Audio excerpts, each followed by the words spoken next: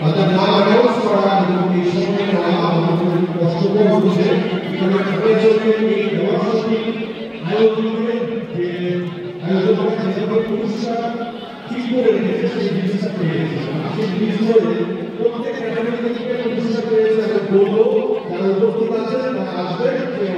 আমাদের গুরুজনদের হাত থেকে আপনাদের দেবেন কি আপনারা দেখে সবচেয়ে সহজ হবে আমি ছিলাম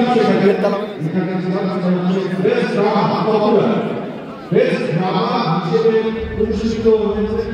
বাসফ্রি সুলতান বাসফ্রি বাসফ্রি